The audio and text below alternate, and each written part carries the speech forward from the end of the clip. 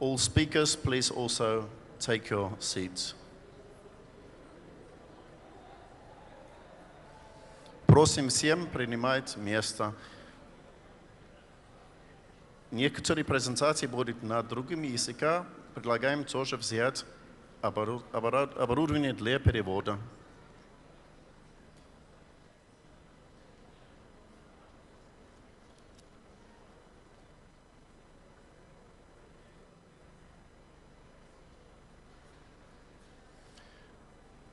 Please, could you take your seats? The session is about to start.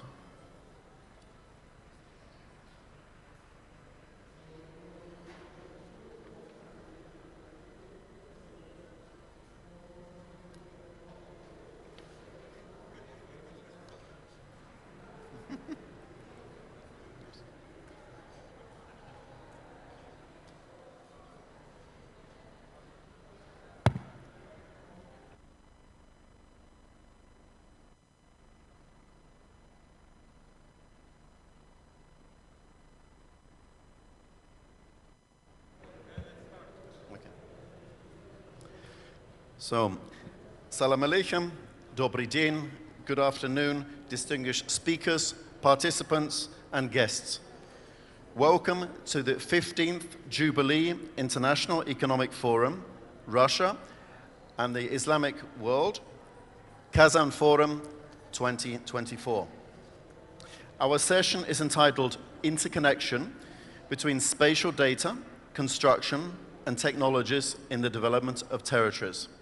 My name is Guy Eames. It's a great pleasure to be your moderator for this exciting session. For me, today's topic is close to my heart, as I've spent the last 15 years working in green building projects across Europe and the CIS, and have witnessed firsthand how complex development projects work and how they're creating new, exciting places which bring about positive change for us all. In the hall today are many friends and colleagues who have already been working together for some time. My dream is that here at the Kazan Forum, we can expand this group, share ideas, and form new projects and initiatives from across the global south. Please allow me to introduce the panelists for today's session. Dr. Iyad Bayanjur, Senior Legal and Investment Advisor to Her Highness Sheikha Salama Sultan bin Zayed Al Nahyan. He will join us in a moment. Tamir Inan, Deputy General Manager of Tapu Cadastre, Turkey. Michalik Konstantin, Deputy Minister of Construction and Housing and Communal Services of the Russian Federation. Marat Zagrutdinov, Director of the Republic Center for the Development of Information and Communication Technologies under the Ministry of Construction, Housing and Utilities of the Republic of Uzbekistan. Shevket Bilal Irmak, Managing Director of the development company 2B Global, Turkey. Laden Ranjbar, Coordinator of the Women's Committee of the Asian Forum of Mayors. Meldibekov Iskander, Chairman of the Board of the Association Abuko. And our guest who will join online, Dr. Ajay Chaurasia, Chief Scientist, the Central Construction Institute of India. I would also like to introduce our guests in the first row.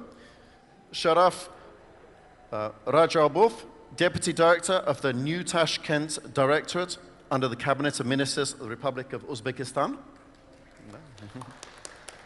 Narik Abdullah Al-Duhori, Consultant to the Private Cabinet of Her Highness Sheikha Salama Sultan bin Zayed Al Nahyan. Faris Belhassa, Head of Private Cabinet of Her Highness Sheikha Salama Sultan bin Zayed Al Nahyan. Stanbekov Bakhtiar, Deputy Director of the State Agency for Architecture, Construction, Housing and Communal Services under the Cabinet of Ministers of the Kyrgyz Republic. Praveen Rayajana, General Director, Infradel Projects, India. Artyom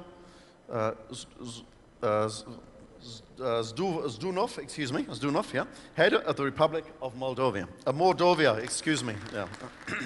And Eli Isaev from the Federal Treasury. And we are waiting for our honored guests who will join us shortly.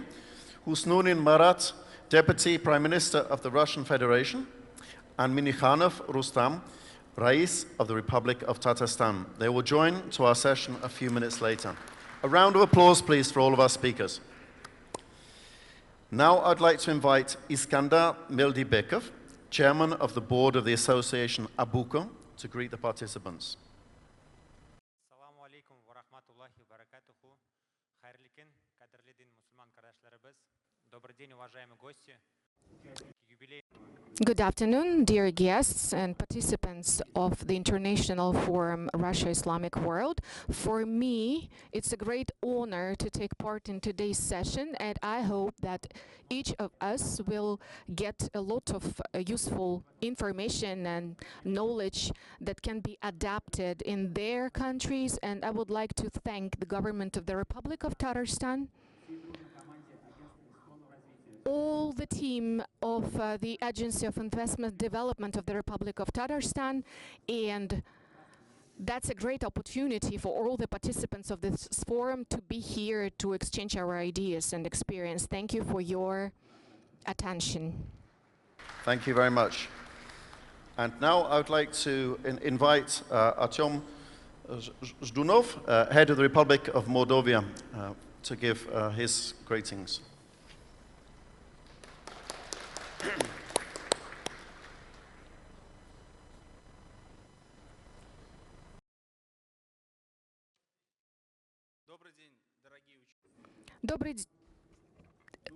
Good afternoon, dear guests, dear participants of the forum. We are neighbors of the Republic of Tatarstan, and today I would like to tell you in short about the way of our development.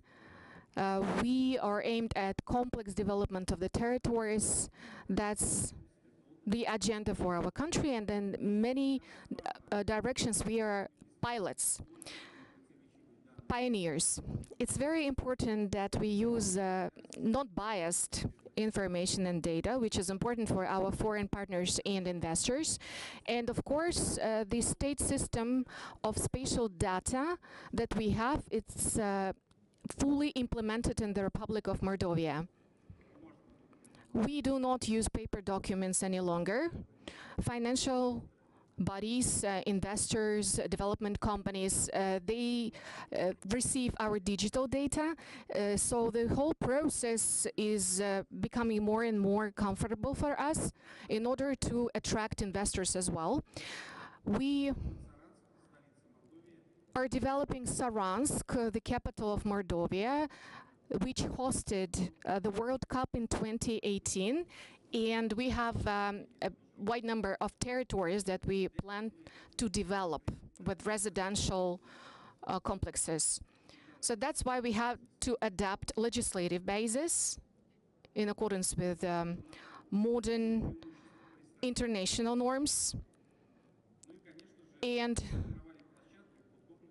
we develop the platform for complex residential construction. So dear investors, you can join in another pavilion, the stand, so you can get more information about our projects. We have two major projects in Moldova right now. The major thing is we always provide social infrastructure, schools, kindergartens, and sport facilities. It's possible because in the Republic we have one of the most advanced sport infrastructure in the Republic, like the ski complex, for example, soccer complex figure skating base. So many children move to the Republic of Mordovia so they can use these sport facilities. On this slide, you can see complex number 6 in Saransk. This territory was close to our stadium. The stadium is for 45,000 seats. And this project allows us to reveal the huge potential that our republic has. We actually face the shortage of residential premises in Mordovia, and we need more projects. So we invite you to join the projects that we are already developing, and make me assure you that we will provide you with all the conditions, the best legislative basis, and the best land lots. The team of the Republic of Mordovia joined me on my trip to Kazan. The Minister of Construction of Mordovia is here today too, and he will be glad to tell you more about the projects. So my best wishes to you. Thank you very much. Thank you very much. Very, very interesting. In our region, the United Arab Emirates has really set an example for sustainable development. So our next speaker is from the United Arab Emirates, Dr. Iyad Bayanur, Senior Legal and Investment Advisor to Her Highness Sheikha Salman Sultan bin Zayed Al Nahyan, who's going to speak about the United Arab Emirates sustainable infrastructure development, really is an example for us all. Dr. Bayanur, the floor is yours. Yes. Hello. Allow me to speak in Arabic and translation will be done. تواجه الإنسانية بأجمعها منذ عقود تداعيات التحول المناخي والاضطراب البيئي، وما نتج عن ذلك من كوارث بيئية ترجع بمعظمها للتلوث الناجم عن الاستهلاك غير المنظم للطاقة والتوسع السكاني وتضاؤل المساحات الخضراء التي تشكل رئة هذا الكوكب. كانت الاستدامة أحد المنافذ التي لجأت إليها الهيئات العالمية، ومنها الأمم المتحدة بقرارها المسمى جدول أعمال 2030 بهدف وقف هذا الخطر الداهم ومنع تفاقمه والعمل على تقليصه. بدأت دولة الإمارات العربية المتحدة على يد الأب المؤسس الشيخ زايد بن سلطان آل نهيان طيب الله ثراه العمل على تأمين الاستدامة على مستويات البيئة والاقتصاد والمجتمع والصحة بمختلف تفرعاتها، وتمكنت أن تكون السباقة في تحقيق ذلك، وتحولت أرجاؤها إلى بيئة مستدامة تعكس جودة الحياة. أثبتت التجارب أن الاستدامة تتطلب التعاون بين القطاعين الخاص والعام، ووضعت الدولة أهدافاً استراتيجية لذلك، وبدأت الخطوات العملية من خلال قيام شراكات تكاملية مع القطاع الخاص. وعلى خطى الأب المؤسس تستمر القيادة الرشيدة ممثلة بالأمين على الإمارات سمو الشيخ محمد بن زايد آل نهيان رئيس البلاد رعاه الله، وبنائبه رئيس مجلس الوزراء حاكم دبي سمو الشيخ محمد بن راشد آل مكتوم حفظه الله، وإخوانهما أصحاب السمو حكام الإمارات في النظرة المستقبلية نحو تحقيق اقتصاد أخضر متكامل لكامل الإمارات السبع. في هذا الإطار تمكنت الإمارات العربية المتحدة في 13 ديسمبر 2023 من الرقي بصناعة الاستدامة وإثبات دورها الريادي عبر استضافة دورة COP 28 لمؤتمر الأطراف التابع للأمم المتحدة بشأن تغيير المناخ، وأطلقت فيه مبادرة التحول عن استخدام جميع الوقود الأحفوري ووضع خطوط جديدة للتحول الاقتصادي الموازي. من أهداف هذا المؤتمر كان العمل على تفادي ارتفاع الحرارة بمعدل 1.5 درجة مئوية.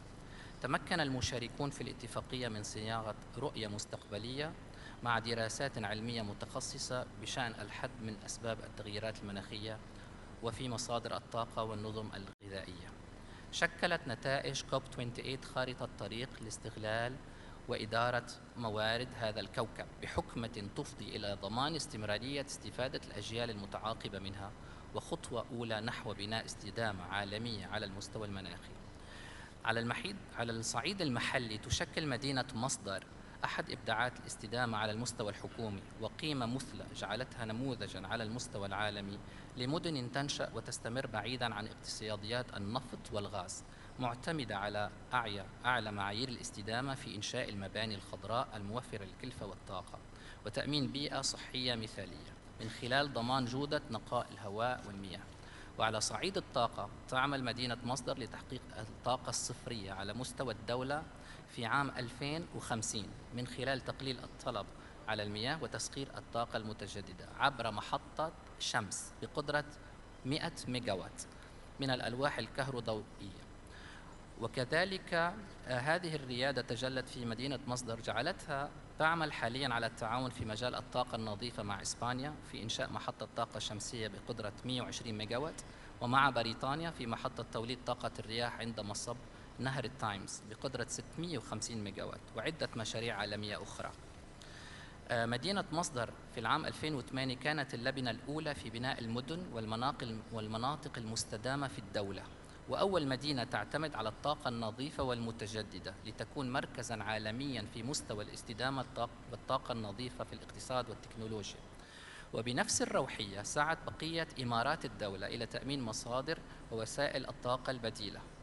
إمارة رأس الخيمة مثلاً وضعت استراتيجية لبلوغ هذا الهدف بشغله النهائي في عام 2040 عبر لوائح المباني الخضراء وإعادة استعمال المياه وتنظيم أعمال الري، وكذلك برامج الطاقة الشمسية وتوليد الطاقة من النفايات. في دبي مثلا عام 2015 تم إطلاق مشروع المدينة المستدامة التي تضم 500 فيلا وتاون هاوس ومنتجعا بيئيا ب 143 غرفة وجامعة بيئية، وكذلك على مدارس بيئية ذات كفاءة تعليمية عالية، وتعتمد الطاقة النظيفة والألواح الشمسية لتأمين الطاقة، وتشتمل على معلومات الاستدامة بالحفاظ على البيئة بمختلف عناصرها، وهي تشتمل على حزام أخضر عشبي وشجري بما يجعل منها على غرار مدينة مصدر نموذجاً للمدن الخضراء المستدامة. في عام 2022 في مدينة دبي الصناعية التابعة لشركة تيكوم تم إنشاء أول مصنع للدولة لإنتاج السيارات الكهربائية الإيفي، وبمواصفات قياسية تضاهي أرقى الصناعات العالمية لجهة الأمان والرفاهية، فهي تسير بمسافة تفوق 400 كيلومتر بالشحنة الواحدة، ويتوقع أن تبلغ الطاقة الإنتاجية لذلك المصنع 70,000 سيارة سنوياً. وهذا كان أول مصنع في عام 2022 صنع في الإمارات. اسم السيارة هي دماني. كذلك جرى في أبو ظبي تصنيع وإنتاج سيارة ربدان الكهربائية الصديقة أيضاً للبيئة وبمواصفات قياسية وتصاميم متألقة، ويعتبر النموذج ربدان واحد سيارة كهربائية رباعية الدفع تستطيع أن تبلغ بالمتوسط 850 كيلومتر، وحملت شعار صنع في أبو ظبي، لتكون الإمارات بصغرها كدولة ولكنها بكبرها بإنجازاتها رائدة وسباقة في الانتقال إلى مجال التنقل بالطاقة الخضراء.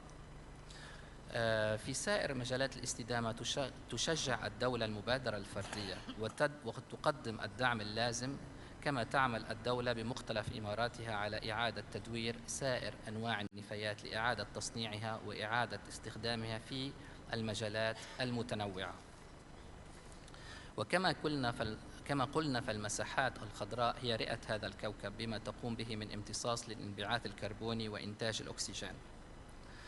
فنحن لا نكاد نرى حالياً إلا على رفوف المحلات والسوبر ماركتس إلا ما نشاهده من منتجات عضوية خالية من أي تلوث، وهي منتجات محلية إماراتية. من هنا كان التعاون الحكومي الاتحادي مع السلطات المحلية للحفاظ على البيئة الطبيعية وخاصة على المحميات التي تؤوي الحيوانات النادرة والمعرضة للانقراض. تمكنت الإمارات من تحفيز إنتاج الأسماك عبر مشاريع الأكوابونيك التي تعتمد نظاماً مختلطاً لإنتاج الأسماك، وكذلك تمكنت الإمارات عبر سنوات من الجهد والعمل والخبرة من أن تقطع شوطاً كبيراً في قطاع الزراعة المستدامة، لا سيما عبر مشاريع الإيدروبونيك، وهي التي تستهدف المناطق القاحلة بوجه خاص، متحدية بذلك التغيرات والظروف المناخية لتكون من الدول المنتجة لعديد من الأصناف الفاكهة والخضار التي كانت سابقاً تقتصر فقط على استيرادها. مع العمل على زيادة المساحات قامت الإمارات بالتعاون مع القطاع الخاص بتنويع فصائل الثروة الحيوانية على نحو ما تم في مزارع الأكوابونيك والإيدروبونيك، وذلك عبر استيراد أنواع من الدواجن والماشية. وأخيرا وليس آخرا، البارحة وتشجيعا على تنمية الاستدامة قرر مجلس الوزراء في دولة الإمارات العربية المتحدة فتح باب منح الإقامة، وهي تسمى الإقامة الزرقاء، لأصحاب مشاريع الاستدامة المميزة بالدولة، وهي إقامة لمدة 10 سنوات لتحفيز هذا القطاع والسير وفتح أبواب الاستثمار فيه لما يسمى مشاريع الاستدامة. شكرا لكم، اختصرت بما أستطيع لكي أتمكن من السير بالوقت المناسب. شكرا. Thank you very much. Very interesting. I was recently in Dubai for the COP28, and of course, many people from Russia have visited Masdar City. Yes. It's very impressive, and I recommend to everybody in the hall who hasn't visited Masdar City to visit there as soon as possible. It's a wonderful example of territorial development. Thank you very much for your presentation, Dr. Bari. So now we move on to another topic, the digitalization, which is absolutely key in our area. So it's a great pleasure that I will introduce the next speaker, Marat Zagrutdinov, Director of the Republican Center for the Development of Information and Communication Technologies under the Ministry of Construction, Housing and Utilities of the Republic of Uzbekistan. The floor is yours. Assalamu alaikum. Peace upon you. Good afternoon. My name is Marat.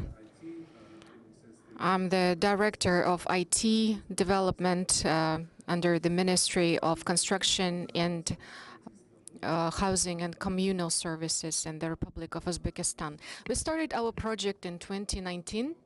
That's one of fundamental principles of development, and data collection is the major component of that.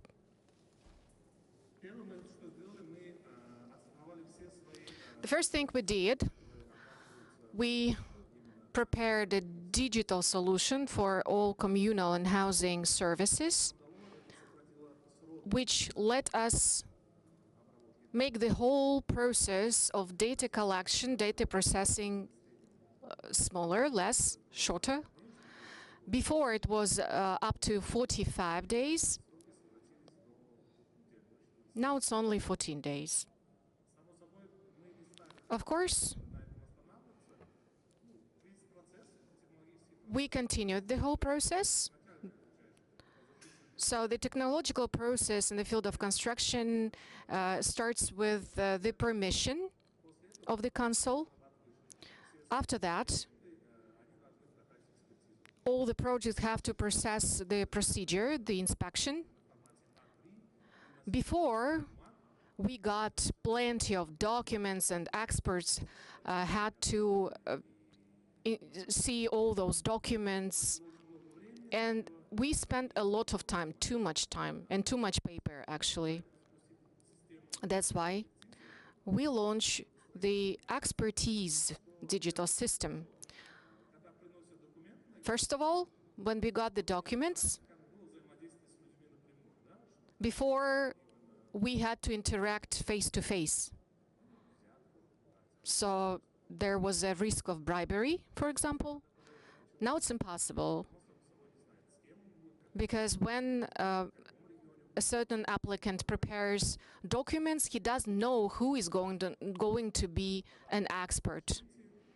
So an applicant can be from Tashkent, and the expert can be in 500 kilometers from Tashkent.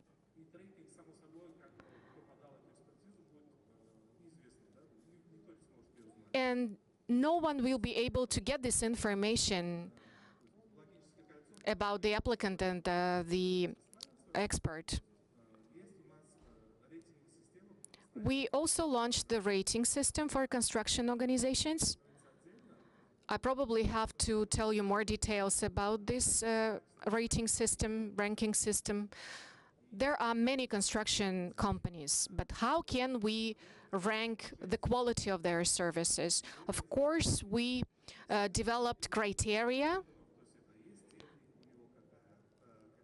and the criteria were developed by many responsible bodies, and they had to assess how many employees each of those companies have, if these employees have higher education in the field or they don't.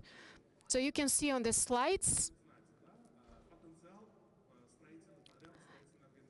this ranking system allows us to identify the potential of a construction company. Right after we launched this system,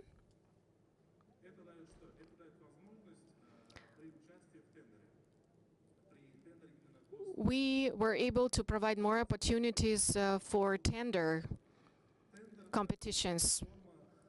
Tender is also a platform. This is automated platform.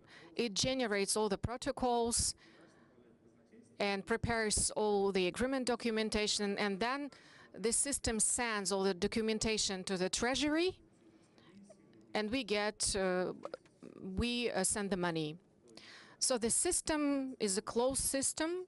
The applicant just sent an application, and the system has to assess the application.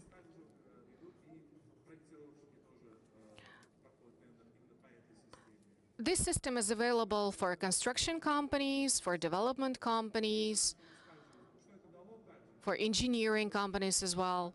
So again, no human factor, which is the most important thing. We were able to save money. For example, in 2023, investment in state object was 23 billion.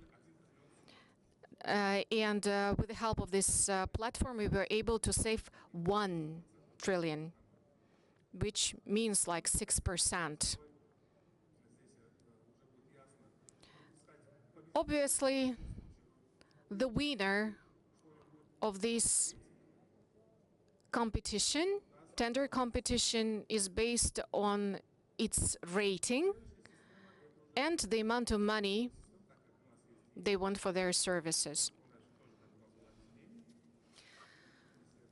Two ministries, the Ministry of Construction and the Ministry of Housing and Communal Services, united. It became the only ministry now in our country. And we also launched this system, this application, and the users can see what services we have provided, how much money we spent on the project. And one more system that we developed, that's a monitoring system. We developed 4 investment projects, and it tracks all the documents, starting from the application and up to inspections, technical procedures, about all the contractors, about the rankings of the contractors, and so on. I guess that's in short.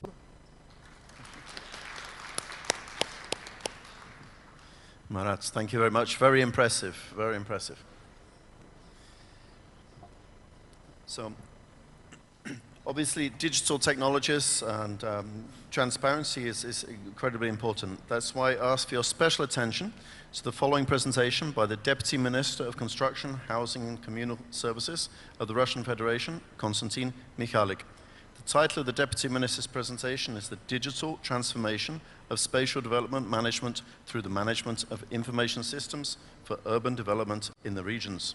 Over to you, Konstantin. Thank you very much, Guy. I want to greet everyone here in Kazan, all the participants, all the guests. I suppose I will use the word friend, because here in Kazan we treat everyone as a family. I suppose everyone has already seen it.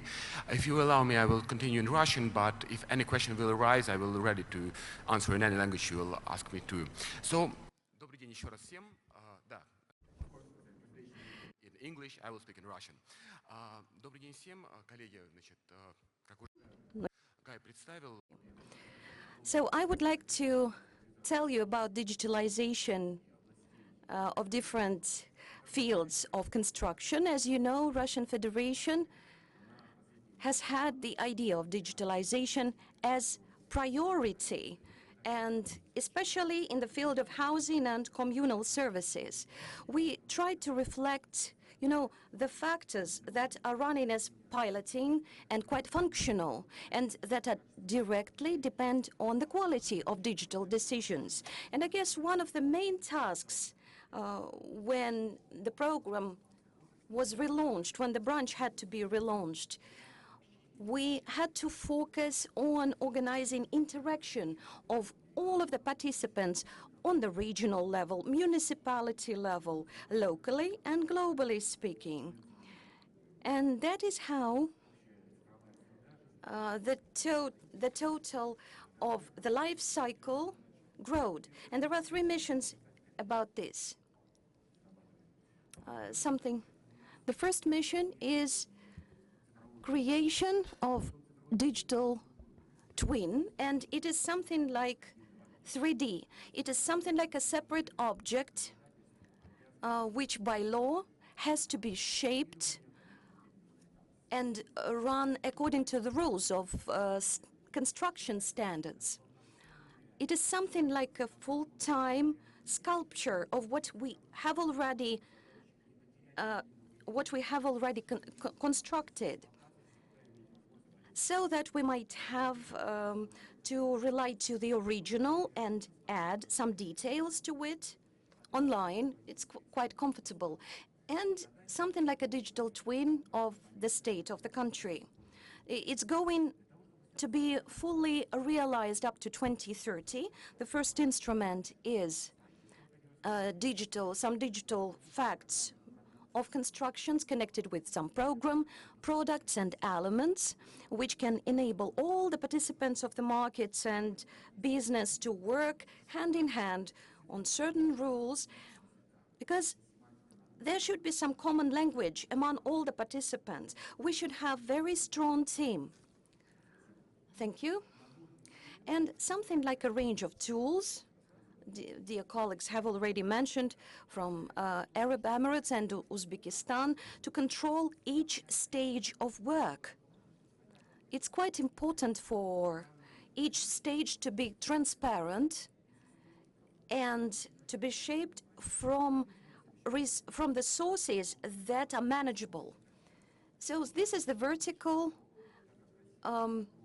construction vertical. Russia is a very big federal state, and there is information about the work of every region.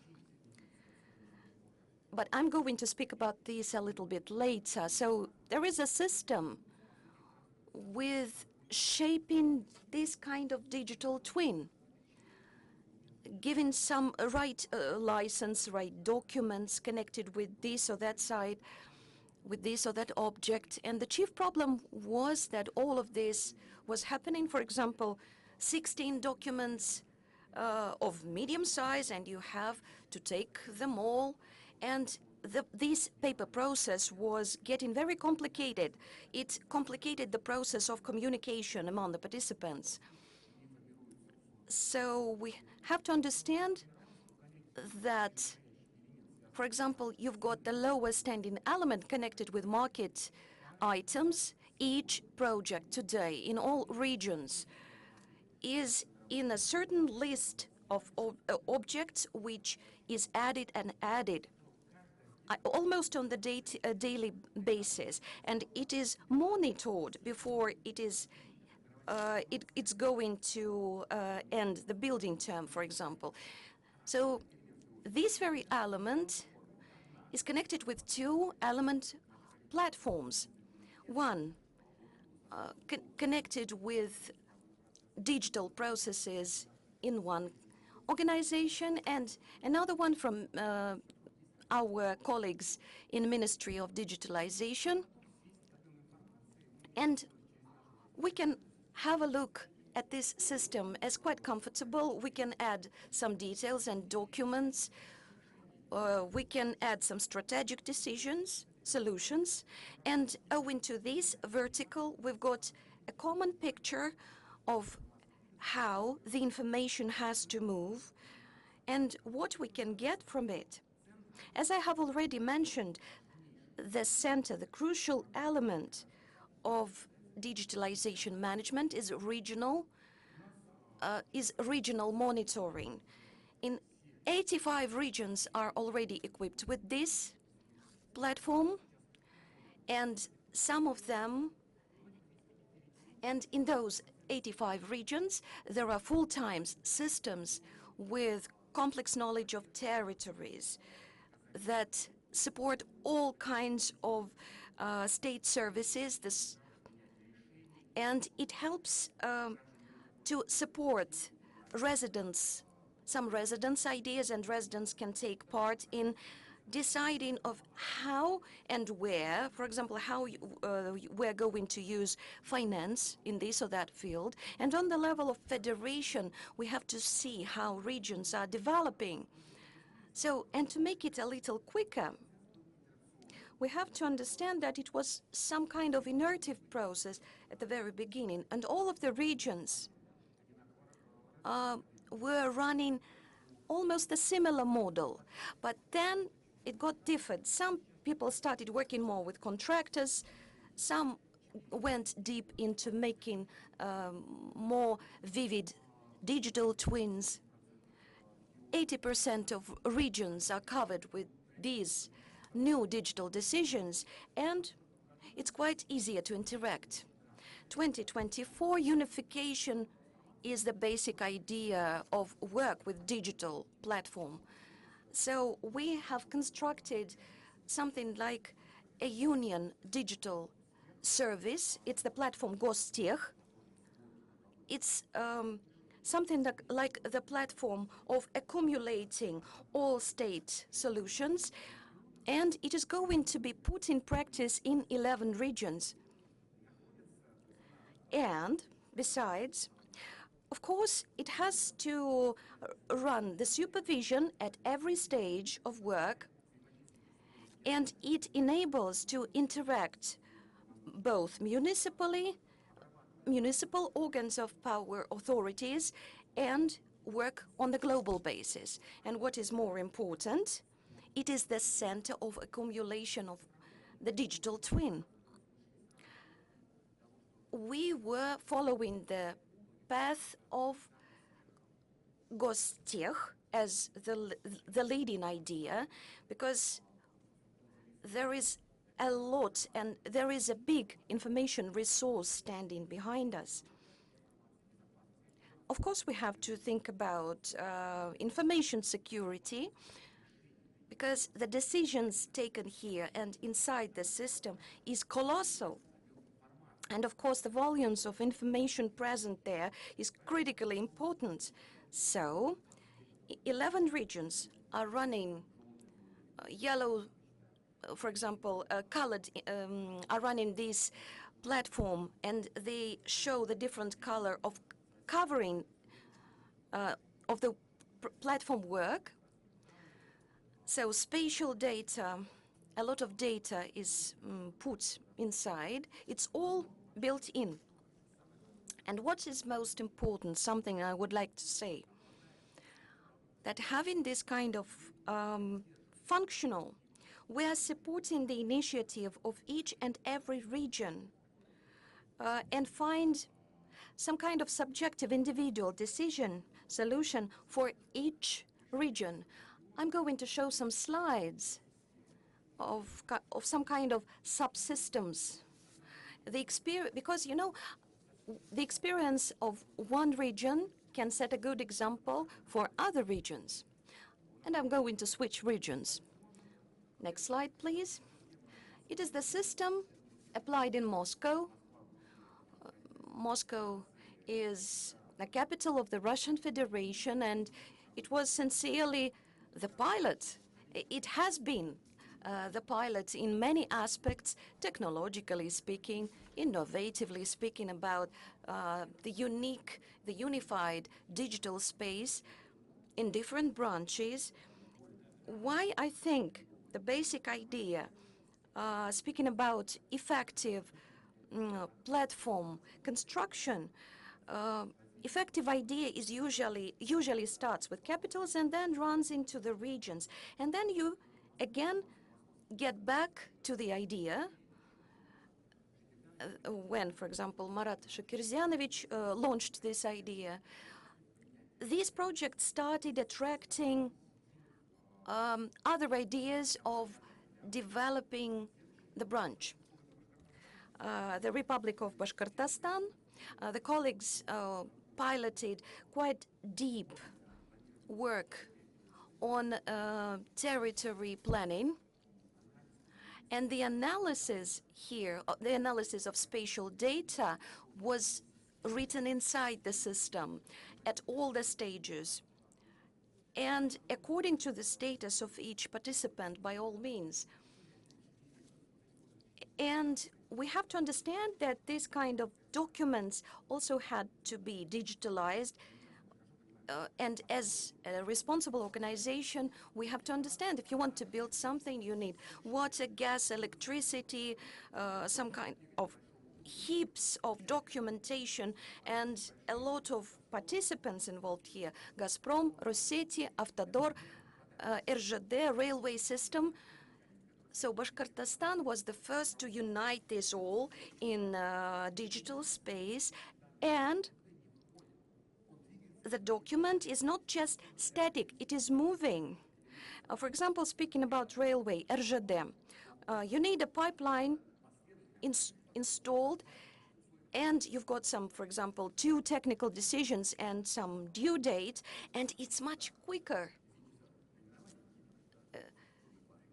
Kipr, Sakhalin, it's Sakhalin region, a complex story. The colleagues offered synchronizing of territory site region planning from 3 to 5 years.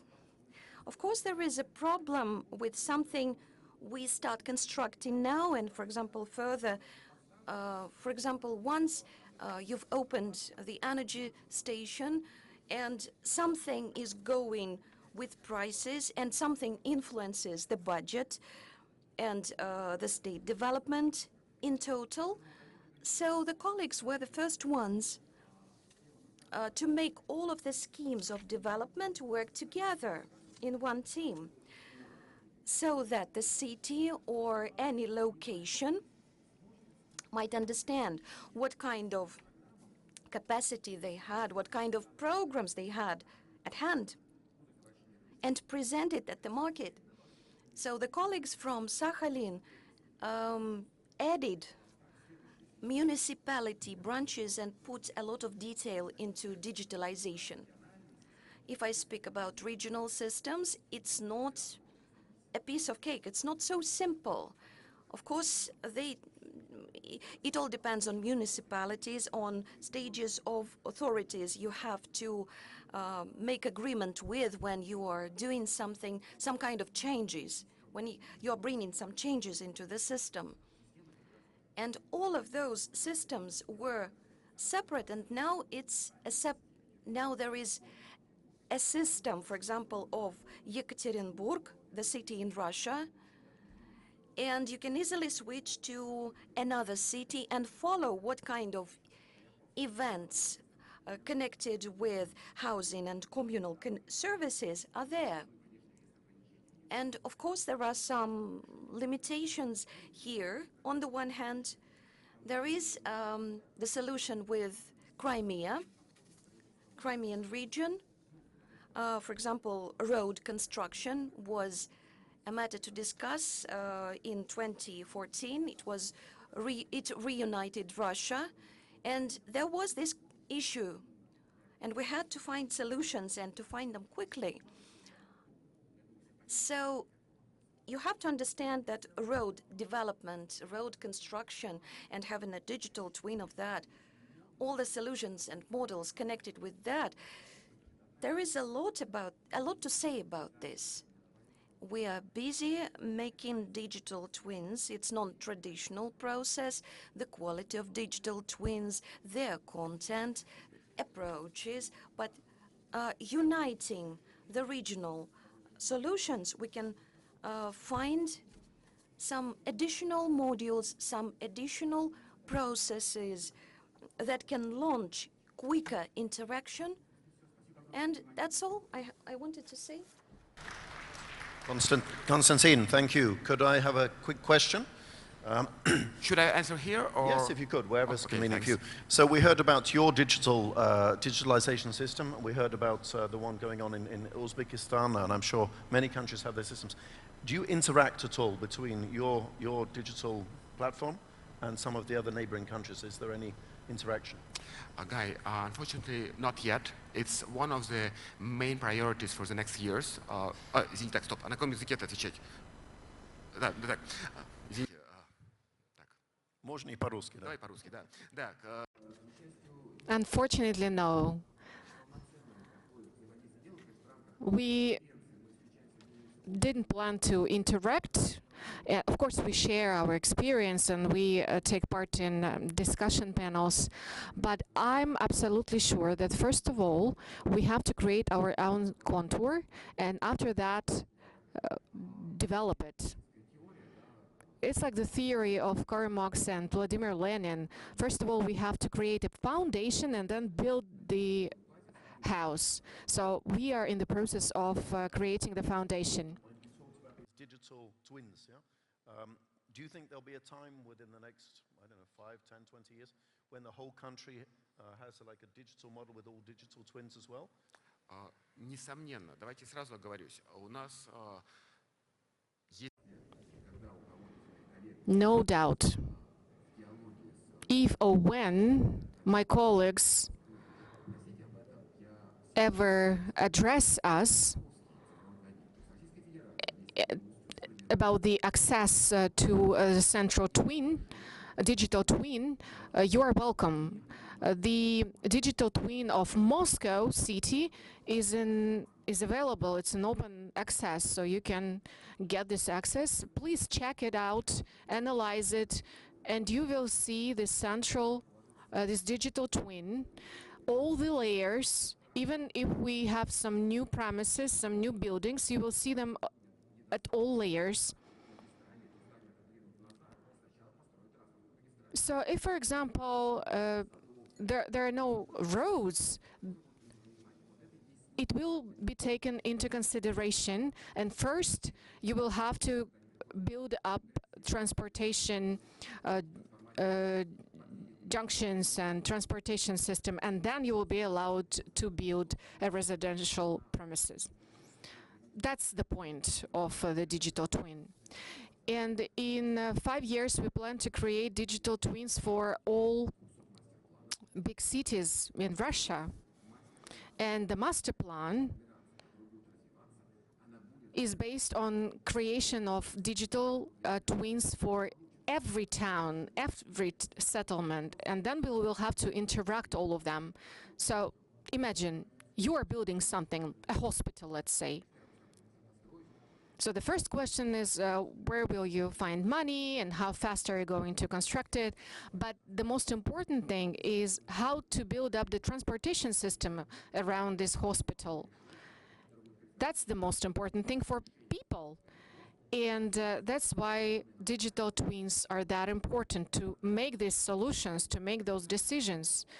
So 2030 is the year when we have to create the digital twin for the whole country. Yeah, while we're waiting for the next speaker, I'd allow myself to ask a little sort of discussion with you, a little sort of dialogue there. With these digital models, I've been working on energy efficiency and green building across Russia for the last 15 years. And we've been dreaming about having a digital system where you can analyze the building's energy efficiency and the energy consumption. Could you, these digital twins which you're talking about, this model for the whole country, could they be analyzed for that purpose? I know in other countries this data is, the data of the energy use is actually disclosed, it's published, and you can then compare it to the buildings. Are there some opportunities there? Сразу доложу, да. Во-первых, как вы помните, последний майский указ президента напрямую. As you probably remember, the decree signed by the President of the Russian Federation in May, we need to work on energy efficiency. And that's why we are working now to create those digital twins. As you probably remember, I have mentioned already that the digital model of the project, it's created for the whole stages of the process. And on the final stage, you have a digital twin and you can interact it with controllers, some monitoring systems in order to get the results. Also, in terms of the eco and environmental preservation solutions and other systems. So, energy saving through information technologies and solutions, that's one of the cornerstones why we create digital twins. Iskander, I believe you also had a professional question you'd like to ask. Да, спасибо большое, Константин Александрович. У нас, учитывая разный уровень цифровизации, So based on a different level of digitalization in other countries, I would like to ask you, based on the level your ministry was able to reach, what should we, your younger partners, pay attention to? We are just in the beginning of the digitalization process. Все как бы идут своим путем, но Thank you, Iskander. First of all, dear colleagues, from the same beginning, it's important to create the image of the final result. What do you want as a result, a final result? You know that we are working in a team and we have a boss, always have a boss above us, but we have to understand what the final result is. You have to create the single complex of data as well. If you have already done it, then you have already won. Because it will help you to pass the information, process the information, to govern the whole process. And also you have to find partners. Partners from the leading market players. Not from state governmental bodies, but the market players, which is very important because governmental companies will never be able to compete with the private sector. So, the scheme is the following, the plan is the following. Understand what the final result is, find partners, and then you will be successful. Dear colleagues, any other questions? No, yes, we have a unique opportunity to ask a question too. Okay, thank you.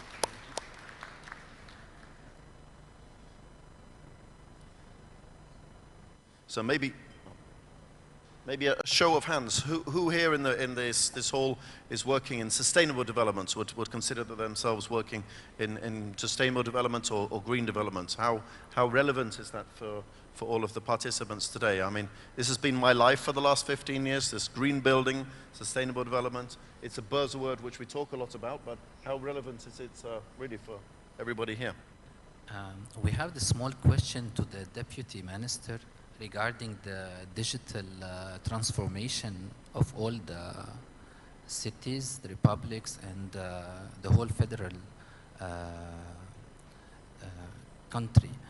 Is this will be on a blockchain? Will it be accessible to all the public sector, to everyone who wishes to come to Russia, invest in Russia, and having business in the country? Or will it be only just a closed circle and owned by the government? Is the question clear? Did it come across? So it's I think access to all this information and whether you'll be using blockchain also. I have English, right? have some negative memories after about blockchain. I have been working for a long time in the you understand, digital transformation of the electric networks, and we tried the blockchain there, so it didn't work at all. So not. I'm really, you know, an old-fashioned guy.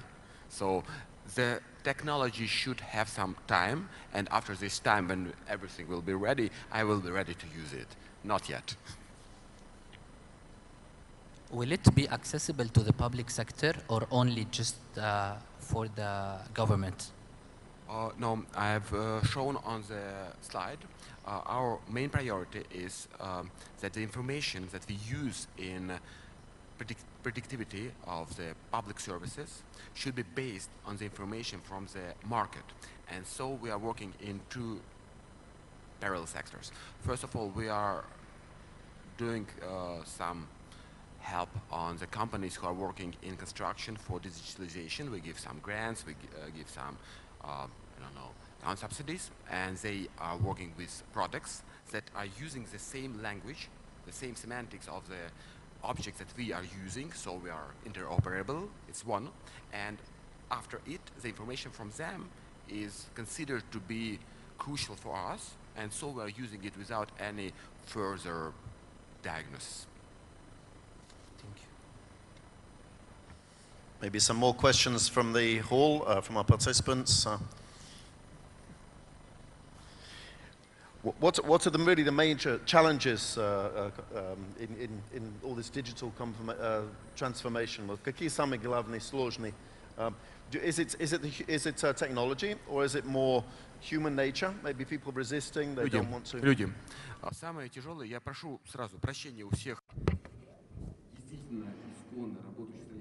I'm so sorry. Please excuse me for these words, but the construction sector is very challenging to transform, to modify.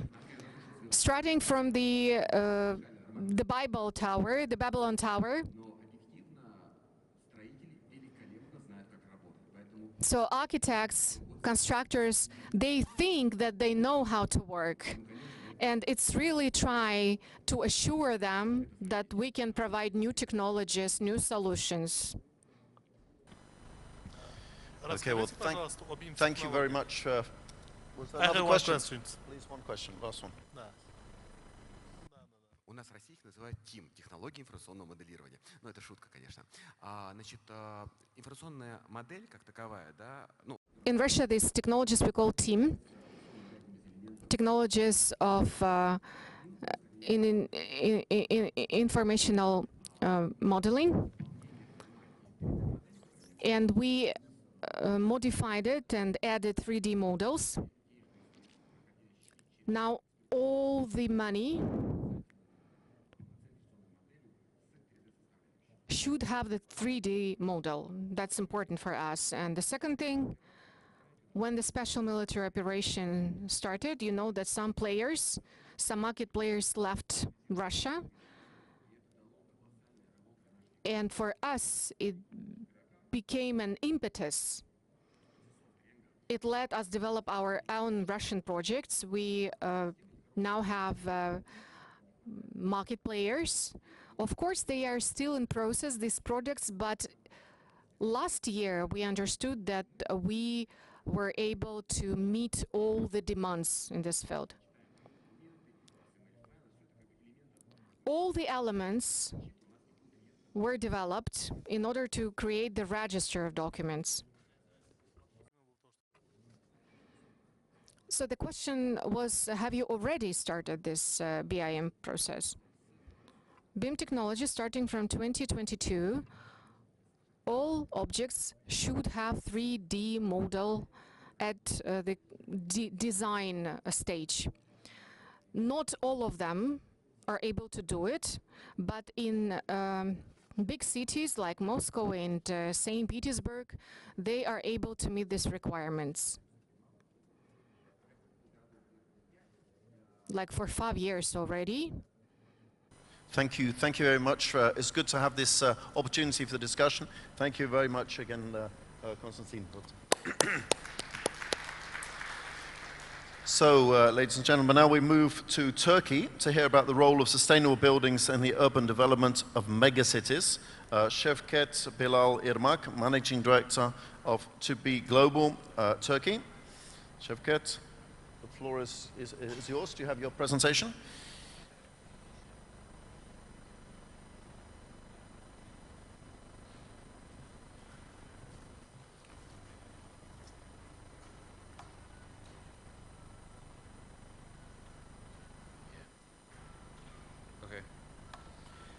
Good afternoon, dear guests and participants.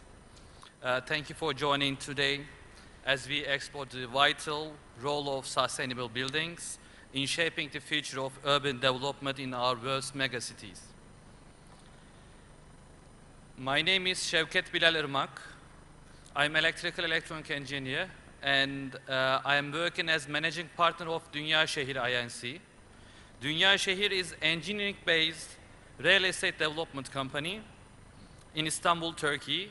We have developed and constructed more than 5 million square meters engineering works and currently building more than 1,000 flats in one of the premium locations in Istanbul. I am excited to share insights and engage with you on this transformative topic. Sustainable buildings are not just a trend. They are foundation of what will become standard in urban development. In megacities, where the population density is high and the environmental impact is significant, integrating sustainability into our buildings is crucial. Today, we will delve into how these green buildings can address urban challenges and lead to a more sustainable future. Sustainable buildings bring a multitude of benefits. Environmentally, they reduce the demand on natural resources and decrease pollution levels. Economically, they offer lower operating costs, higher property values. Socially, they provide healthier living environment and foster a community-focused lifestyle.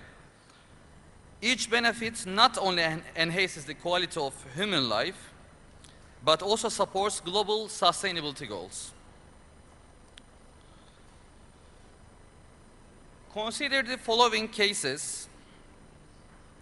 The Edge in Amsterdam, differentiated by its ultra-modern design and exceptional energy efficiency, which has garnered the highest sustainability rating globally. In Milano, Bosco Verticale, or vertical forest, seamlessly incorporates nature into its architectural design, transcending traditional building concept to create a living habitat. And the Shanghai Tower exemplifies how vertical living can harmonize luxury with sustainability. The Shanghai Tower, standing at 2,073 feet, is the second tallest building in the world, and it's not only a marvel of architecture, but also a model of sustainability. The building is enveloped in a transparent second skin that creates an air buffer which functions as a natural ventilation system, reducing energy costs. Additionally, 270 wind turbines integrated into facade to provide power of exterior lights.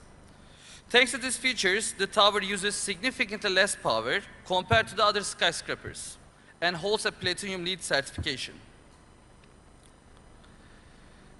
This slide introduces Dünya Şehir Maltepe, an ongoing project developed and constructed by our company. Let's examine innovative engineering solutions implemented in Dünya Şehir. We have implemented solar panels on the roof. We also have area for green spaces in the roof.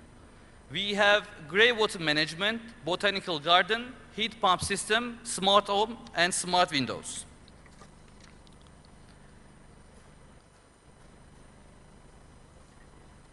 Solar panels, 195 kilowatt of solar panel will be installed on the roof of the buildings. 24% of electricity need of common areas will be provided those panels. Total cost is only approximately $200,000. With this installation, lighting and cooling of common areas, Lighting for facade and landscape will be fed by electricity produced. In this project, it has 3,000 square meter green area. 1 square meter green area provides 100 square meter leaf surface. Total leaf surface in the project is 300 square meter. And 300 square meter leaf surface produce 324,000 gram oxygen. And this is enough for 12,000 people to live. In this project also we implemented gray water system.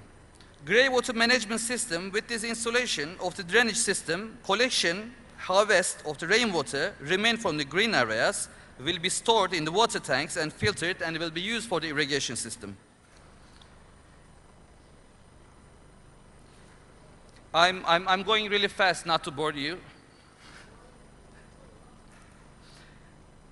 And heat pump system also we implement this project. At the heat pump system, the coils will be installed up to 100 meter deep, depending on energy need. The water circulating through this coil will get heat from the soil, and degree of the water will be increased without any other energy sources. So it provides less energy consumption. This is the very important point of the presentation. In this urban development project, this is the cost analysis, itemized cost analysis of engineering solutions applied in this project. We budgeted for the solar panels $200,000, green roof $400,000, green landscape $800,000, heat pump system $400,000, and gray water management $600,000. The total additional cost for this kind of sustainable building is $2.4 million. And let's check this is the evaluation of the return on investment for these solutions, focusing on reduction in operating costs and energy consumption. Total initial investment for this kind of sustainable building, our project is 140,000 square meter construction area, 2.4 million, and ROI rate is 25% per year. This is the best investment ever. ROI is within 3.9 years, plus up to 80% more clear air. Total production of oxygen is enough for 12,000 people to live. This is equal to only 3% of the total construction.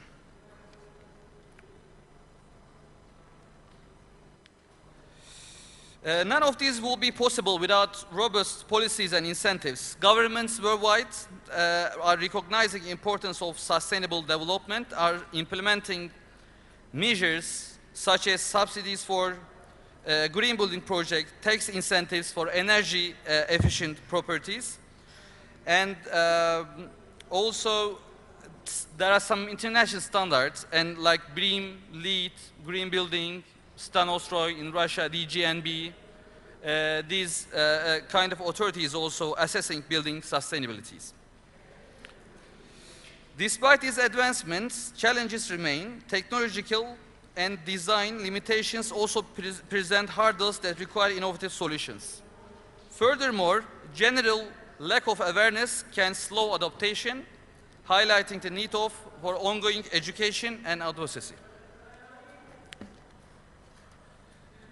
In conclusion, the journey towards sustainable urban development is both necessary and rewarding.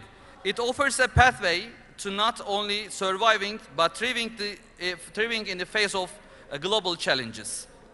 I encourage all stakeholders, developers, architects, policymakers, citizens to champion the cause of sustainable buildings. And now, this is the end of my presentation. Now I can hear your thoughts and questions. I would love to answer your all questions. You can also reach us. We have a booth here, so it will be nice to hear and further information to discuss. Shevket, thank you very much. It's very interesting. I suggest we leave the questions till the end of the session because we have several more speakers, Okay. but people could also come to your booth and Okay. ask you that. Thank Sure. you very much. Thanks very much. Thank Thank you. you. Maybe it's worth also adding to your calculation there the improvement to the quality of life, the people who are living in those buildings and the value really that they will receive from that. Thank you very much. So without further ado, I'd like to invite today's next speaker from Iran, Ladan Ranjbar, who is the coordinator of the Women's Committee of the Asian Forum of Mayors. Ladan? Are you here? Can we ask you to come forward? Ladan, I know you were here earlier. First of all, it's a pleasure for me to attend this conference. I am going to introduce the organization which honored me to participation in this conference. This organization has been established with the purpose of spreading knowledge in technical and non-technical public and urban diplomacy, and also exchanging experiences in urban management fields with this motto, Asia for citizens and integration for a better life. Besides all of these facts, Asian Mayors Forum is a non-governmental and non-profitable organization that help all Asian nations to cooperate with each other to make a better urban and public surface all Asian citizens. Finally, me, Ladan Ranjbar, as the envoy of the Women, Youth and Family section of this organization, invite all of the attendees, especially elite women, to join this institution. Thank you. Thank you very much. Round of applause. It's wonderful at least to have one female speaker today. Yeah, thank you very much. And it's great pleasure that we have speakers from Iran here today. So I'd like now to introduce our next speaker. And before I do so, a couple of words. Land and property pricing, a critical aspect in spatial development. So Oleg Makrushin, who's the head of the Scientific and Technical Expert Council of the Association of Abuku, will now present the application of price zoning for the purpose of integrated development of the territory. Over to you now, Oleg.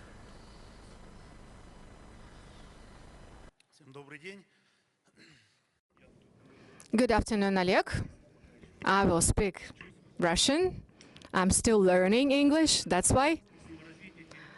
So the program of complex urban development allow millions of families improve their residential conditions. People move to new houses, apartment buildings. And this program exists only for 3 years in Russia, and we are still improving it, developing new mechanisms. And Abuka Association, together with Ministry of Construction, we thought, what else can we do to improve this program? And that's how we decided to improve the system of market value identification for all construction objects. And we identified 2 major directions. First of all, we had to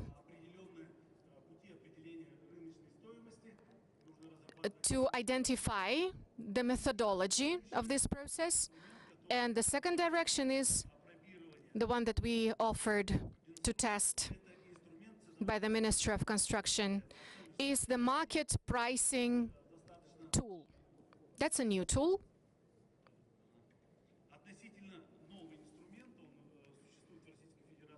We developed it not a long time ago. It's mainly used for cadastre, market value identification, and we decided to adapt it for complex urban development. To use it, we have to get huge amount of information about pricing at the market. And we tested this tool in Ulan-Ude, that's the city in Russia. We chose it as a platform. The owners who moved to Ulan-Ude were able to get either money for the accommodation they had in another city. Most of those residential areas, they were depopulated housing. So Ulan-Ude is the capital of Buryatia Republic. It's famous for the biggest head of Vladimir Lenin, the statue of his head, of course. And also it's famous because we are developing this program of complex urban. We built the biggest number of social infrastructure, residential buildings. And as I have already mentioned, those people who move to Ulan-Ude, we offer them accommodation in different areas of the city.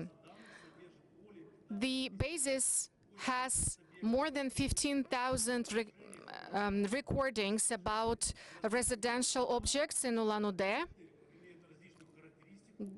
All the characteristics of these objects, we analyze this data, and we put this data on the map. We organize clusters. We call them pricing clusters. We have many of them on the territory of the city, more than 20. And for each of such a zone, we identify the most possible price for each residential object. Of course, some of the areas are remote. They are far from downtown of the city.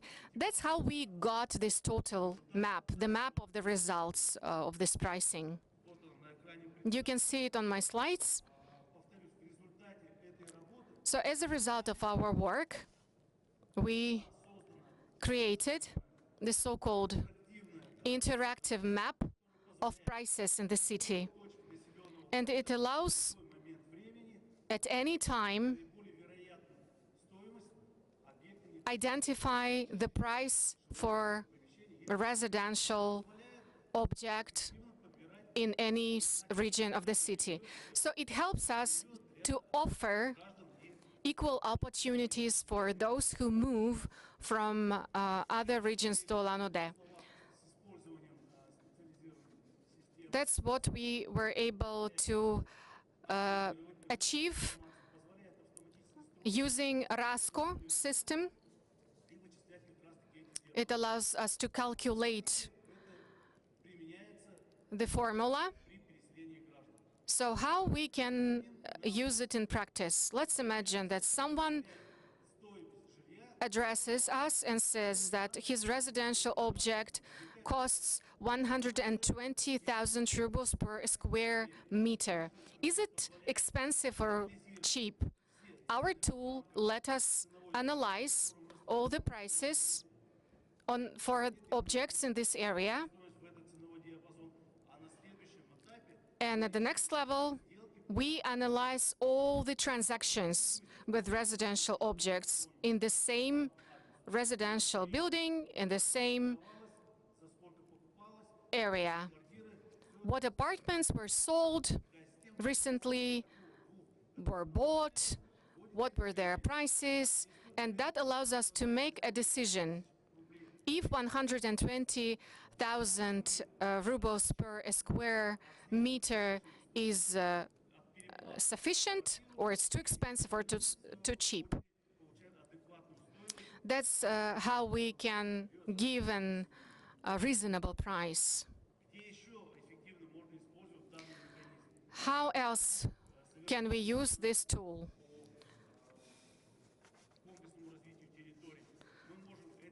By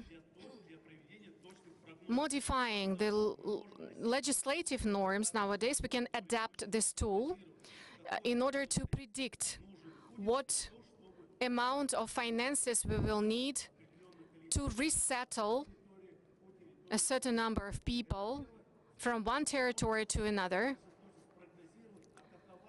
We can forecast what will be the market value of new objects that we want to construct, to build. And it lets us to provide transparency for the first place for development companies, for construction companies. And in conclusion, I would like to tell you about RASCO programming tool. Last year, this project was implemented in Bishkek, in Kyrgyz Republic. We held them to assess the number of residential buildings for taxation purposes. This tool let us make forecasts, make assessments, analyze the data, and many other functions. A pretty universal system. Thank you very much for your attention. My presentation is over. Okay, thank you very much. Позвольте тоже один вопрос короткий. Just one very short question. So, first, лучше по-русски, да? Хорошо, конечно, что... Very nice that you have an international experience. How fast is it possible to identify the prices?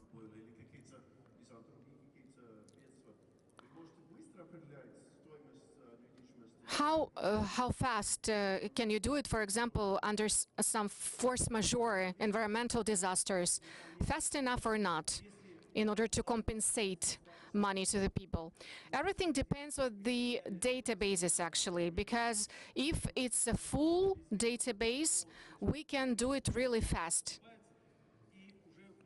We need just to analyze it in an automated way.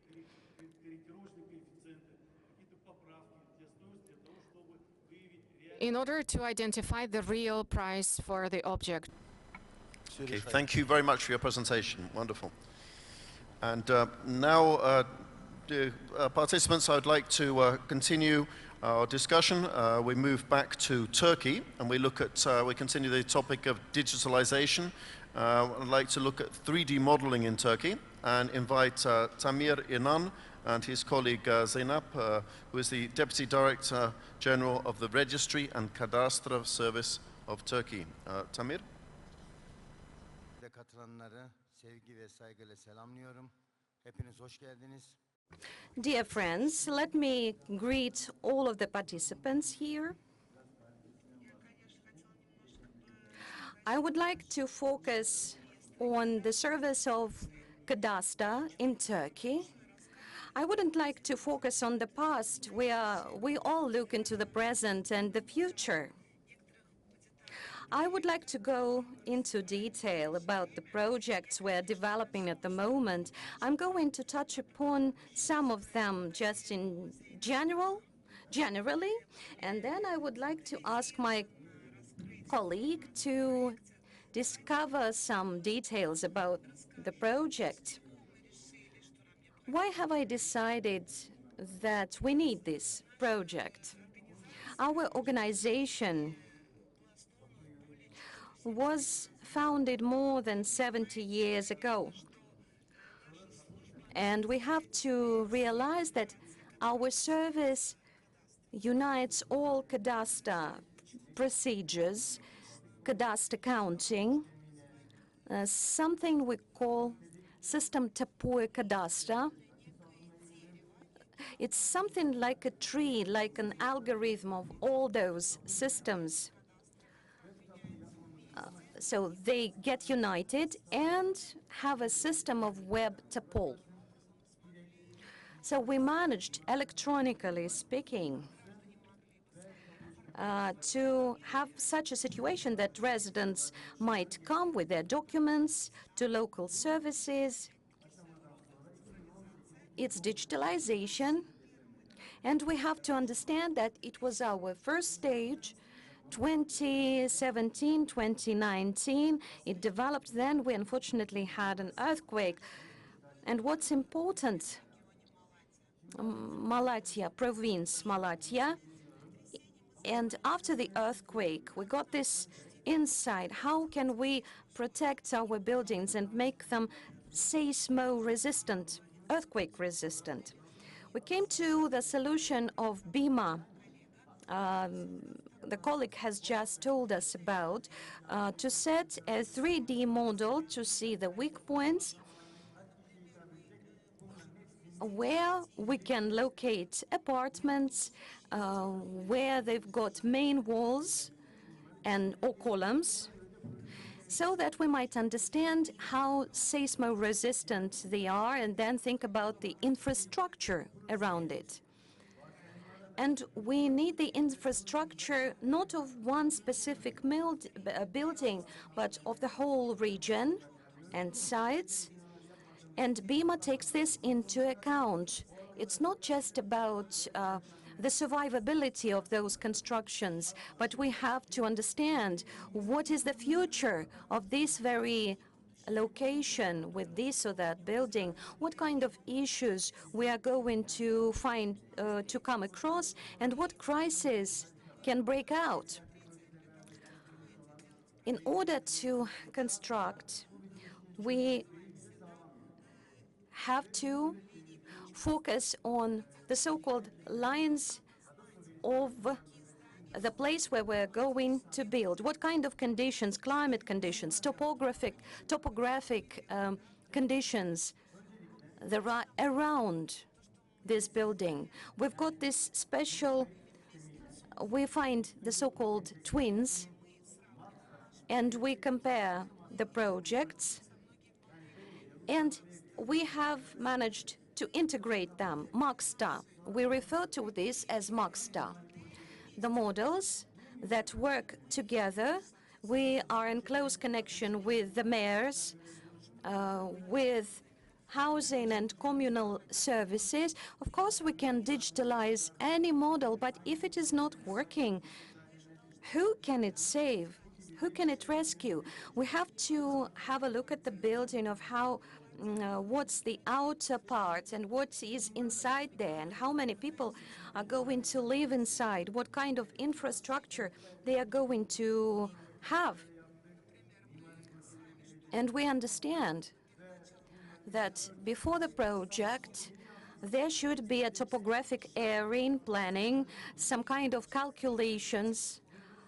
We have to follow a certain architecture plan, connected it with the territory, and set up a 3D model. And now we have to understand how we're going to develop this project. We have to get certain permission from the mayor connected with construction. Before this, we set up the system, the certain system, a 2D, two-dimension model that easily develops into 3D model. We put it onto this location, and the service involved in cadastre has to be quite rapid because all of the projects are developing rapidly.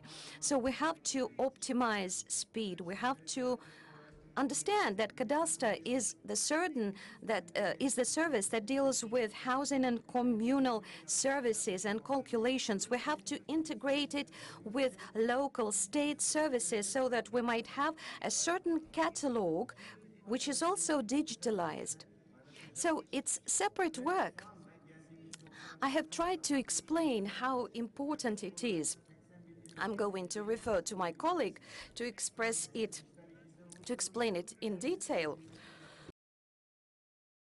And in more than 50 provinces, we have already implemented this solution, and the system is working. It's working on the principles of Sustainable Development Plan 2030. And before this, thank you for your attention. Thank you for the word. So my name is Zeynep. I'm the cartographer of our service. And as my colleague has already mentioned, I'm going to show my presentation slide by slide. I'm going to speak Turkish, but you can address me in English. I can understand. So I will show my presentation in a flash. It's something like an outline. So in our country, the principle of 3D modeling is quite popular. I will tell you about the standards applied here, and I will tell you how 3D work is going, how we follow analytical work,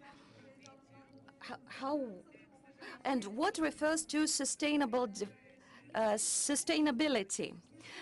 So to make it clear, we have to understand that worldwide we have to have a certain city plan that we have to follow, or else there won't be this kind of, this will be just a collection of something without bonds, without any links.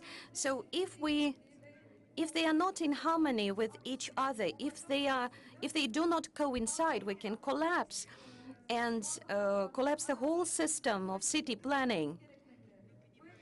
We have to understand that some territories, how they look horizontally speaking, and some of them vertically speaking.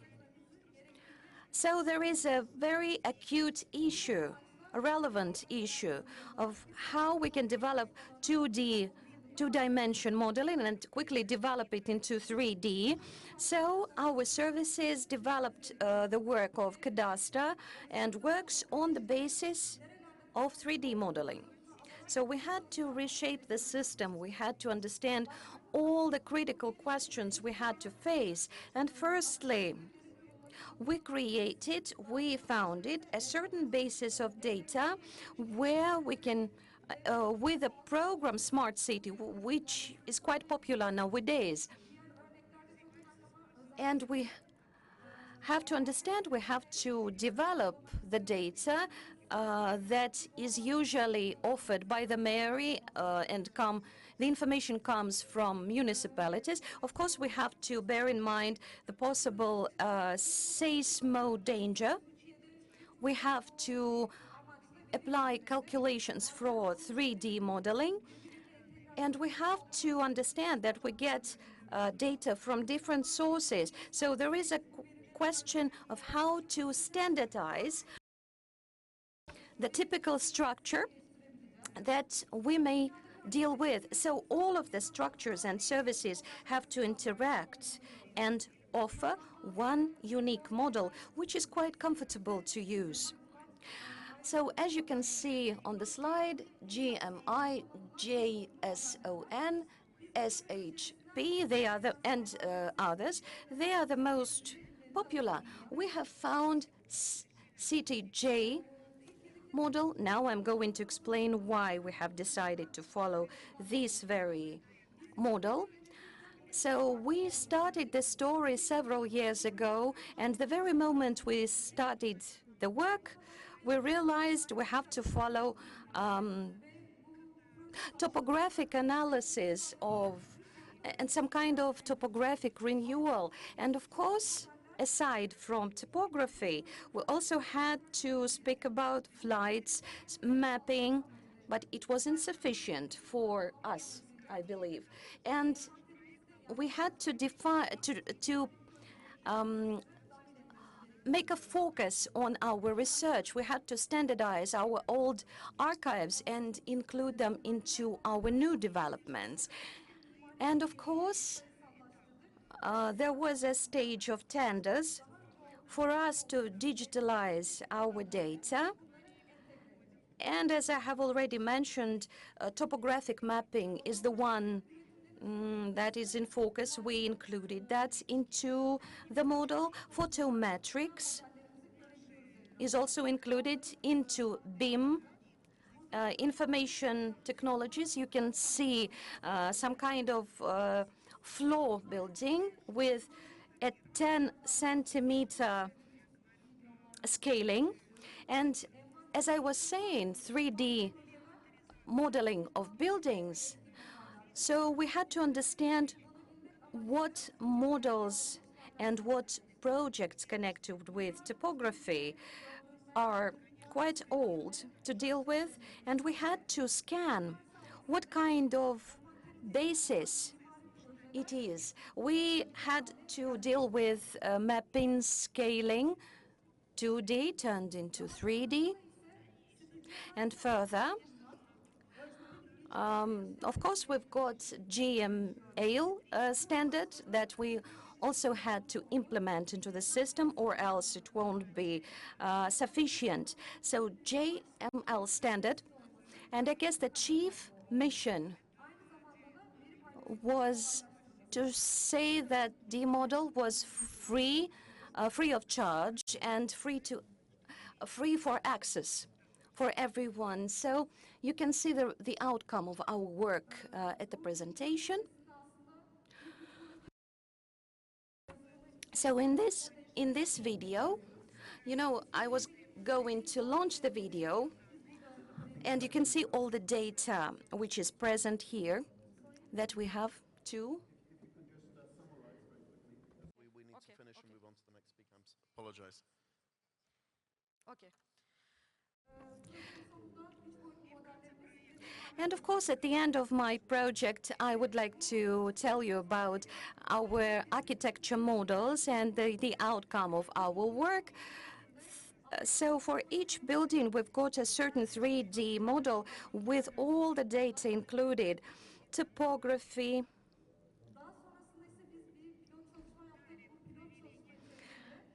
so there was a pilot development to understand what buildings exist and we deal with. We put them into category. And so, finally, you can have a look at the slide and see the results. So this is what I'm showing. It's something like our stock. It was quite easy to understand what buildings are seismo-resistant. And as I have already mentioned, all of this work was tender-based, contest-based. Yes, it's time-consuming. But now we are touching a point, the issue of sustainable development. Of course, we had to understand that it would demand some law amendments, possibly. And now, what is GML? If we talk about GML standard, it enables us to reflect 3D models of not only cities, not only buildings, but certain cities. And there is a basis of data now. So the standard was not enough, you know, insufficient from the point of view of the law. We had to envisage other moments. We had to have a look at all the data around the country, and we were using them. We were using the data, CDMail, and all of it together. Generic object is something that we got. And finally, the basis that we received was necessary to check, to monitor, and it worked. Whether it worked or not, we had to understand whether the testing worked right. So we have to understand that the formula worked. To listen to the rest of it, but as moderator, I think I have to. Okay. Son olarak şunu söylemek istiyorum. Biz bu standardı oluşturduk. Yani bunlar bir hayal ürünü olarak değil. Biz bunu şu anda Türkiye'de kullanıyoruz. Yaklaşık olarak So yes, we are using this model in Turkey in 56 provinces and 24 cities of our country. We use this system, not on the whole territory of our country, but in most cities and provinces. Thank you. Maybe later people can come and meet you in the stand. Wonderful. Thank you so much. Do you have a stand in the exhibition? Maybe later people can come and meet you in the stand. You Right, so it's possible to exchange information. Thank you very much, very interesting. So I'd like now to move on to a country which has huge potential for development, is Kyrgyzstan. It's a great pleasure to introduce Bakhtiar Stanbekov, Deputy Director of the State Agency for Architecture, Construction, Housing and Communal Services under the Cabinet of Ministers of the Kyrgyz Republic. Bakhtiar Stanbekov, over to you. Спасибо.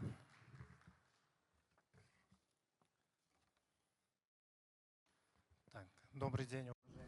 Good afternoon, dear colleagues, dear participants of this forum. I represent the Kyrgyz Republic, and on behalf of the Federal Agency of Architecture, Construction, Housing and Communal Services under the Cabinet of Ministers, I would like to greet you all and thank the organizing committee for such a wonderful international forum. That's an honor for me to be here as one of the speakers. Last year, we had kind of the same forum in the Kyrgyz Republic, and we reported on the digitalization process in our country. So now let me tell you about the construction sector of our country.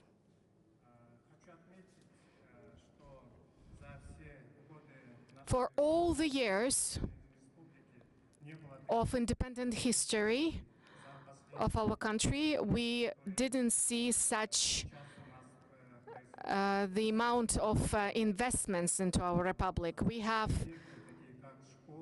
are building social infrastructure objects like schools and hospitals. We are repairing residential buildings. In 2023, on the territory of our republic, we were allocated 27 billion soma for construction of social infrastructure from the budget of the republic. And we were able to complete construction objects, namely 270 objects, which is 10 times higher than for the previous years. 186 billion was the amount of investment. And of course, it should be noted within the estimated data of the expert, the result is increased by 4.6% in comparison with the previous year. Kyrgyzstan has the highest results in this field. Currently, in order to facilitate all the procedures, we are trying to reformate, namely facilitate all the procedures and licensing control. Before, we required 23 documents, and now we need only 6 documents. We were able to change the time of the whole procedure up to 7 months, and before we needed up to 2 years. Also in Kyrgyzstan, we are implementing huge construction projects as international stadiums for 45,000 seats. We are building it in accordance with FIFA standards. We attracted architects from Turkey and the United Kingdom, and we plan to complete these projects within 2 years. By the end of this year, we also plan to repair and restore 12 stadiums and build 2 new ones. And the architectural design is adapted to traditional values of Kyrgyzstan and looks like a traditional home, Kyrgyz home. We are also taking part in a north-south transportation project, which is a transnational railway path which will be able to unite China, Kyrgyzstan, and Russia. Another project in Jalabad region, that's a hydropower station, and the capacity of the water source is 5 billion cubic meters. That will let us get 5.6 billion kilowatt per hour. Last year, we started another construction project, which is a smart city Osman near Issyk-Kul Lake. This is a city for up to 700 people. And we celebrated the 100th anniversary of Kyrgyz Republic. We plan to complete more than 100 construction and industrial projects. Within the state residential program, which is called My Home, we are building residential apartment buildings in all provinces of our republic. All the data, all the information on the projects is available on our digital platform, and you can assess the potential of the Kyrgyz Republic in all possible sectors, including energy, power sector, agriculture, communal services, construction sector, and so on. And we were able to create positive conditions for investors. For example, we developed a single window system when a customer is able to get a permission based on a set of documents, and the period, the length of this procedure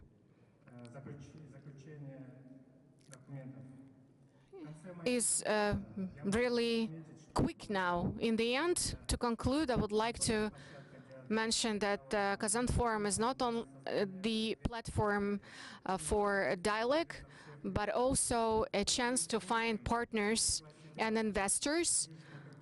So I would like to invite you all to Kyrgyzstan in order to see with your own eyes our projects. Thank you very much. Thank you very much. It's a beautiful country. If you've not visited Kyrgyzstan, I recommend you visit soon. So moving on from Kyrgyzstan to another very important nation, Uzbekistan, which we've already heard some about today. I'd like to introduce you to Sharaf Rajabov, who's going to talk about one of the most ambitious and largest spatial development projects in the region, Yangi Toshkent, New Tashkent. So it's a great pleasure to hand over the floor to Sharaf, Deputy Director of the New Tashkent Directorate under the Cabinet of Ministers, Republic of Uzbekistan. Assalamu alaikum to everyone. Hello, dear colleagues. I would like to give special gratitude to the organizers of this wonderful forum, the authorities of the Republic of Tatarstan, Rais of the Republic of Tatarstan, and the government of Russia. Thank you, everyone who is involved, and it's the 15th time Kazan is hosting such a wonderful forum, and I'm really honored to be present here. I'm representing new authorities of Tashkent at the Ministry of Uzbekistan. It's a very good project, but you know, I'm a little bit limited in time, and I'm going to run on basic trends. The colleagues have decided to switch to the video. So I would like you to watch it. Development in Uzbekistan. This inaugural district of our visionary mega project encapsulates the essence of groundbreaking initiatives, setting a precedent for excellence in city planning and architectural innovation. At its core, New Tashkent represents a bold step towards accommodating the inevitable urban population surge projected for the coming decades. With a meticulous eye on sustainability and community well-being, the Uzbek government envisions a city that not only thrives economically, but also fosters a sense of belonging and environmental stewardship.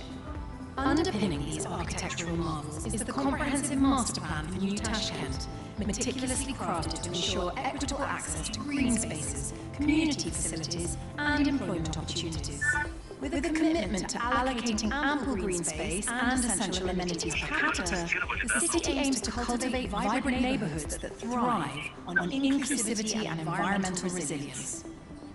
The Tashkent Twin Towers zone emerges as the towering emblem of this grand vision, a testament to Tashkent's global aspirations. Rising majestically, these twin structures are poised to redefine the city skyline, offering a modern commercial hub designed to attract international enterprises while preserving the cultural heritage that defines Uzbekistan. Silk City, intricately woven into the fabric of New Tashkent, pays homage to Uzbekistan's rich history as a vital node along the ancient Silk Road. This sustainable urban oasis blends modernity with tradition, offering residents a harmonious living environment infused with the magic of artisanal craftsmanship and bustling trade routes. From its walkable streets to its shaded courtyards, Silk City embodies the timeless allure of Uzbek culture while embracing the principles of sustainable development.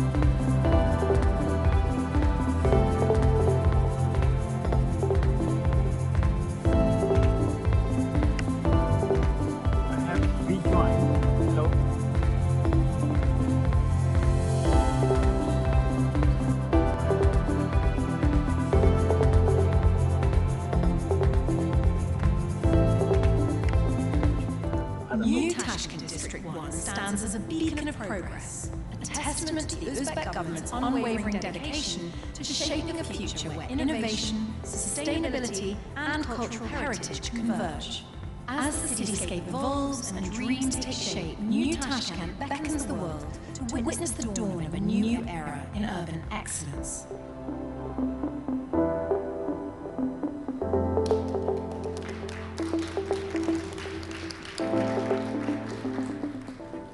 Благодарю, коллеги. Но это был Thank you, dear colleagues. That was quite a short video. Let us focus on the first stage of the new model of Tashkent.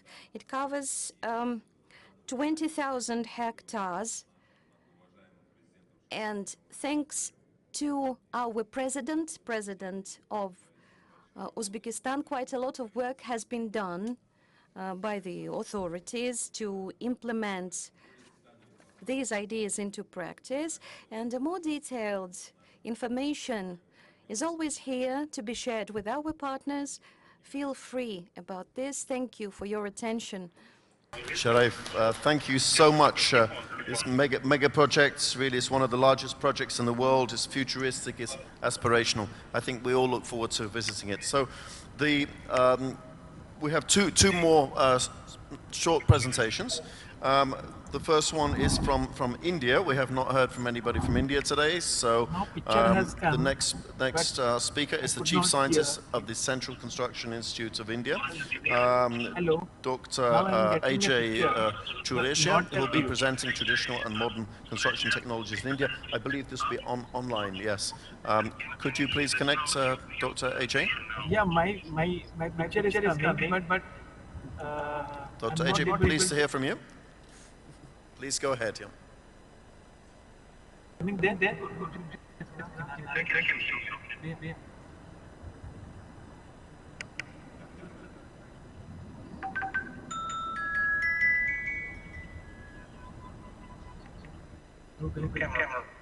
please. Hello. Switch on camera, please. Camera is on. Camera is on. Camera is on. My camera is on.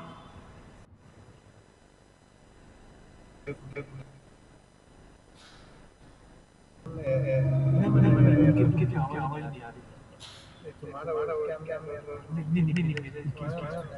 किस ये आ रहा hello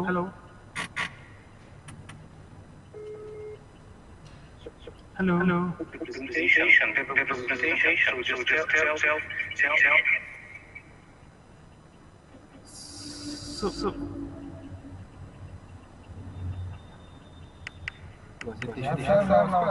Presentation. Yeah. Am I? Yes, we can see you. Please go ahead. Hello. Am I? Can I speak now? Hello. Yes, please speak. We're waiting for you. We can see your slides. Hello.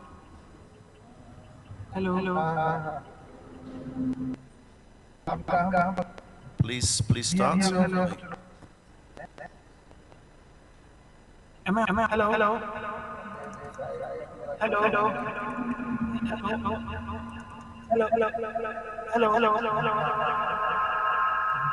Take please.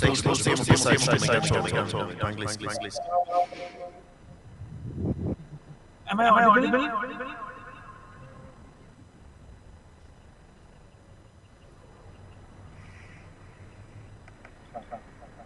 So please go ahead.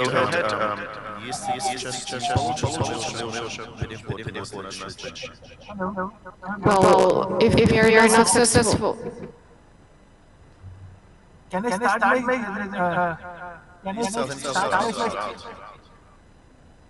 Hello. Can I speak? Yes, please speak.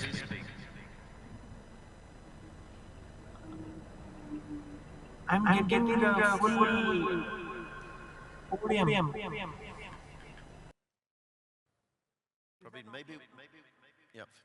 Maybe we can skip to our next speaker and we can sort out these technical problems in the meantime. Colleagues, engineers and managers from India are globally renowned for their pragmatic skills in managing large-scale projects. It's great pleasure to introduce Praveen Rayaja, General Director of Infra Dell Projects, India, who will talk about projects across the region. Praveen, please go ahead.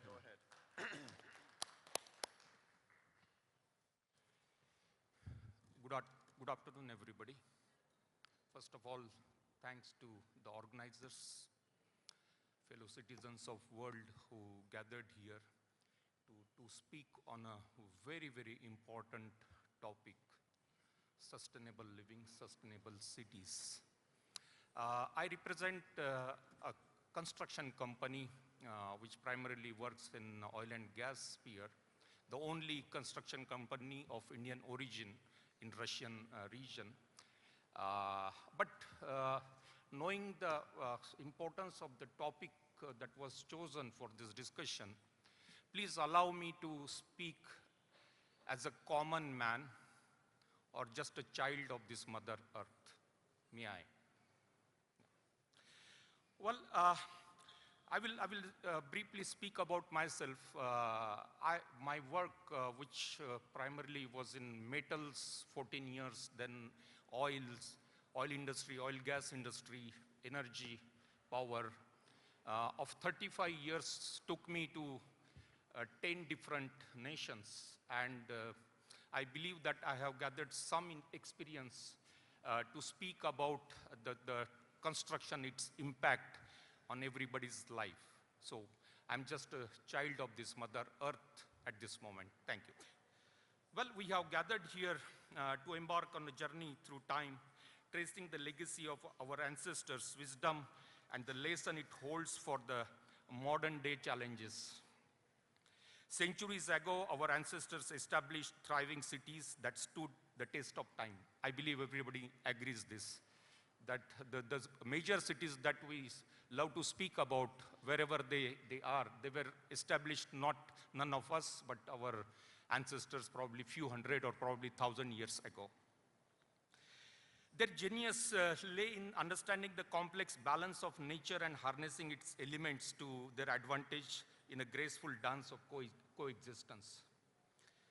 The meticulously gathered data about the land, contours, water resources, the celestial system, armed with this knowledge, they chose the perfect location for their settlements. Using local construction materials, they built structures that blended seamlessly with the surroundings, causing minimal impact on the environment. Their technologies, though humble, proved sufficient for their needs. Communities flourished within these urban havens. Their prosperity, arts, culture flourished in harmony with the natural world. Fast forward, past 2 centuries, a technological revolution swept across the globe. Petroleum, plastic, cosmetics, automobiles, electricity, endless array of gadgets have transformed our lives. And yes, each innovation was hailed as a triumph, marketed with a promise to make our existence more meaningful and comfortable. Yet our has to embrace this advancement as we as manufacturers, consumers, builders, and lawmakers neglected to consider the long-term implications of these upgrades on our infrastructure and natural resources life truly relies upon. The elite class used technologies to create jungles of high-rise buildings as a display of wealth, which gave hope to the working class and flocked to the now densely packed skyline of concrete and affluence. Merciless borrowing and criminal indifference and apathy to the trauma that we have caused to all that isn't human has made our Mother Earth so sick that we now have developed a fear of being in her laps. Every day, rather every second, valuable commodity prices are on display, such as oil, metals, etc. But when did we see the report on replenishment of at least balancing of our Earth? I don't remember that there was ever a report on that. What happens to the mines after all valuables are taken away and lay abandoned? What is happening to the cavities after massive amount of oil is sucked out of them? The pursuit of lavish modern lifestyle has come at a heavy price. Today, depression, stress, and sense of emptiness have become unwelcome companion to our supposedly enlightened era. Moreover, unchecked use of technologies has unleashed a torrent of unintended consequences such as stress, rush, accidents, traffic congestion, pollution in all forms. There was a small, yes. Well, let me take a pause and show my perception, what we all wanted. We wanted something like this, that a beautiful city, nice home, nice surrounding, probably like this, school, jobs, okay? And this is the reality where we are now. I don't remember a city wherever I had been most developed, underdeveloped, undeveloped countries. This is what we are today. With our collective wisdom, intelligence, this is what is the reality. This is the reality. This is the reality. So my pledge, my request, my appeal to everybody is that, please, let us not talk only about developing a building which is sustainable, but the surrounding, the city, the region has to remain sustainable. Otherwise, I living in a beautiful home, but have a noisy street or a flooded outdoors is not going to make anybody's life easy or comfortable. In my work-related travels to countries across the globe, from highly developed to underdeveloped countries, I have had the privilege of observing people from all walks of life. My observation is that the human, believe me, this is, as an ordinary human being, this is my observation. I may be wrong in some ways. Observation is that the happiest humans live in African villages. African villages.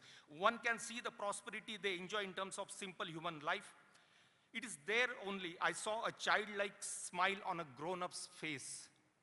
It is only there. This is the 10th country for the records that I'm working now over last 35 years. We call them underdeveloped, we call them underdeveloped. It is they who have preserved the art of living in harmony with the nature by limiting their needs to only necessities.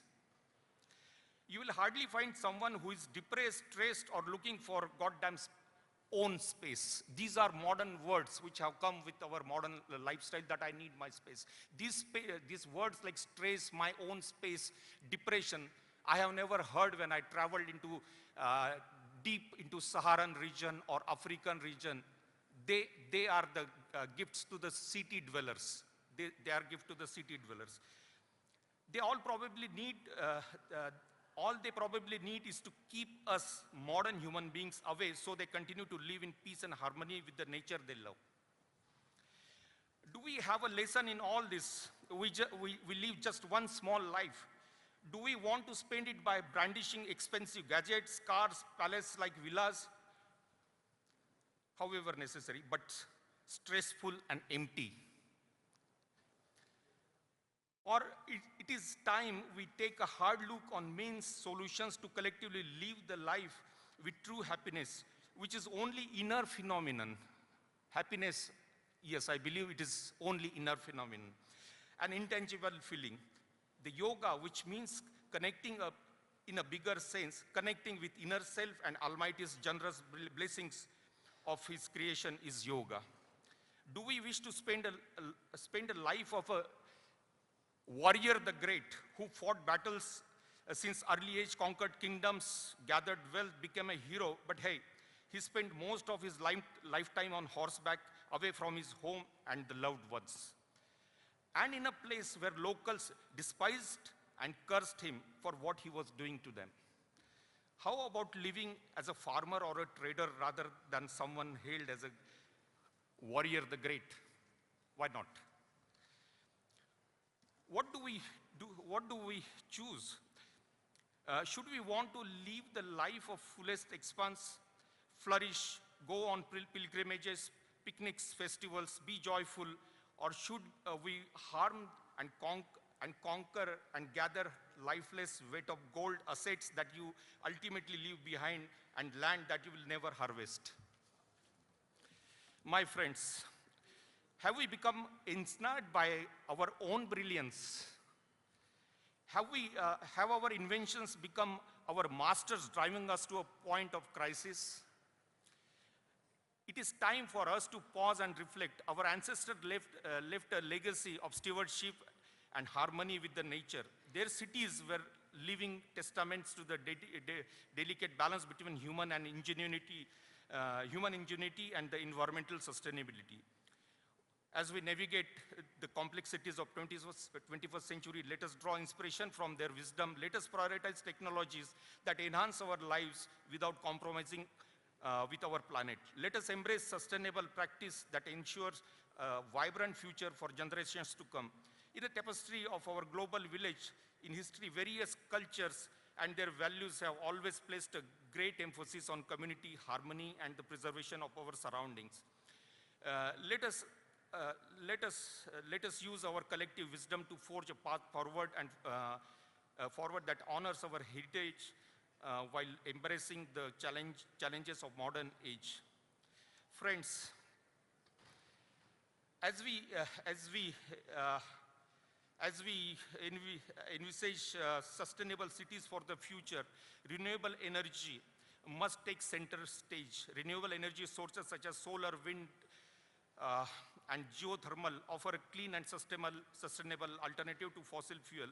By harnessing these abundant resources, we can reduce the dependence on the finite and polluting energy resources. In our cities, renewable energy can be integrated into buildings, transportation systems, public spheres. Solar panels can generate electricity for homes, businesses. Electric vehicles can reduce our reliance on fossil fuels. The transition to renewable energy is not without its challenge. However, the benefits are the benefits outweigh the costs. Another important thing I will plead, probably needs a consideration. People need to talk. People need to and act to make a major change, certainly to way we design future buildings and cities. Engineers, scientists, technocrats, consultants, authorities alone can't make this decision. I strongly plead for the public participation in this process. There are few organizations who selflessly, relentlessly, seriously work to make these things happen. One such organization I'm privileged to be part of is the Breach Foundation, who bring people together from different walks of life, make them speak, instigate them to speak. And that is what I believe is really required. I really, with my highest regard to the constructors of a very wonderful, beautiful buildings, which are very comfortable, but I believe the real comfort comes from your surroundings, the people around you, the environment around you. Let us pay attention to all these things. Let us take a serious lesson from our ancestors could do. If they could do it 1,000 years back, why a technologically developed human today is unable to do it? Why stress is an integral part of every city dweller's life? My request to you, thank you very much. Praveen, thank you very much for those wise words. Do we have, will we try one more time with our online speaker, with Dr. AJ? Is he with us or have we lost him? Есть информация, да? Он будет сейчас или нет? So, Dr. AJ, please go ahead if you're with us. Yeah, am I audible? Am I audible?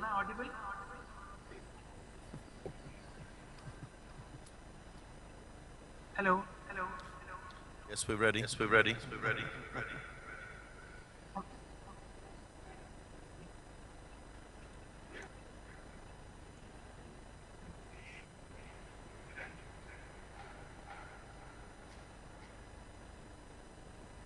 May I start now?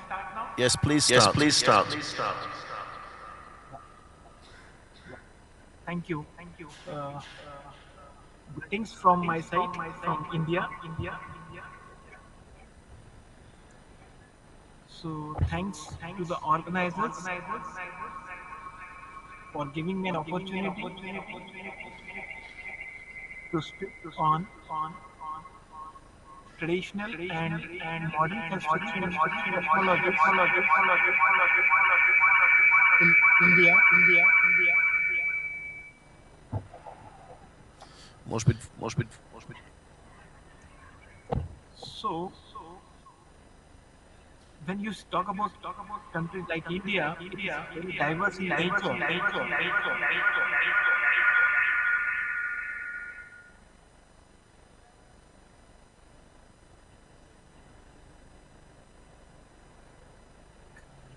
Landslide,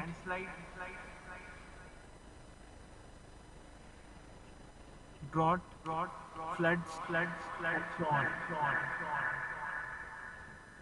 When I'm talking in terms of diversity, we are diverse in terms of the climate zones.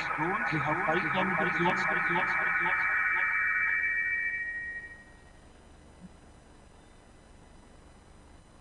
Next, please.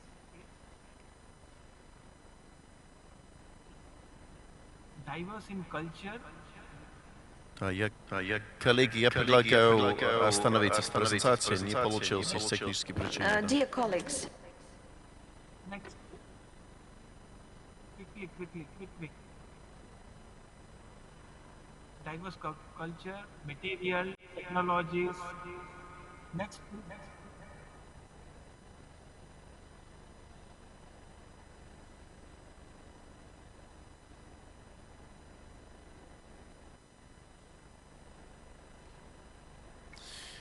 So colleagues, unfortunately, it looks like we had some technical issues here. We tried very hard, and Dr. AJ tried very hard to present, but unfortunately, it wasn't possible. So I would like to read a few closing words, and then, with your permission, to close this session. There's not really time anymore for discussion or extra questions, but I think it's obvious that we can see there's a huge opportunity to cooperate between the countries of the Islamic world and the global south and all together, and that digital technology plays a critical role. In discussions with the various participants today, an idea has been raised to create an international association to bring together participants from both the public and private sectors from across the region. Personally, I support this idea. I think it's really a good one. Also, from a sustainability viewpoint, I can see large potential. So thank you all for your participation, and I hereby close today's session and wish you a pleasant stay in the capital of Tatarstan.